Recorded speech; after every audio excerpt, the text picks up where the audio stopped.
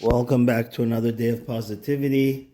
Obviously, one thing we want to focus on in this podcast is self-control.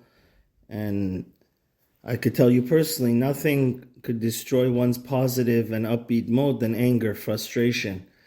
So there's a letter one should try to read once a week. This letter actually caused me to become frum. It's the Igeret Ramban, a letter for the ages, specifically the Art Scroll one by Rabbi Avram Chaim Führer, goes through a 30-day. So one of the main ways to have self-control and not get angry and destroy our most prestigious and glorious and priceless asset, which is our peace of mind, is to not yell and scream. As the Ramban says, Titnaheg tamid, one must accustom yourself to speak gently to all people at all times. So we learn from here one very important idea, and that is that one must accustom himself. The Satan knows that if we're able to lose our peace of mind and get angry, we're in his hands.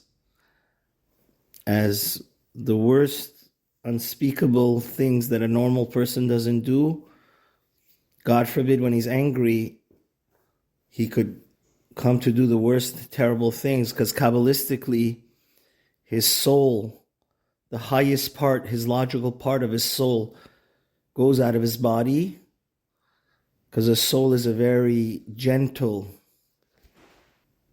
spark of God and cannot tolerate when a person gets totally angry. So it departs from our body, and instead the Satan comes and takes control. So one, under all circumstances, needs to be relaxed, and if one starts yelling and screaming and acting crazy, then he's going to even become worse and worse. So one has to be prepared not to let unnerving situation catch you by surprise. Meditation-wise, one has to mentally prepare himself that before the crisis hits, first of all, we have to have emunah and bitachon, which is the source of all goodness. As we said many times, I'd be doing you a disservice not to tell you that nothing in our life happens by coincidence. So if this is happening, it's just a test from God, a test with a capital T. And therefore, one must make every effort not to surrender to panic and rage. And it's a great opportunity to read this letter.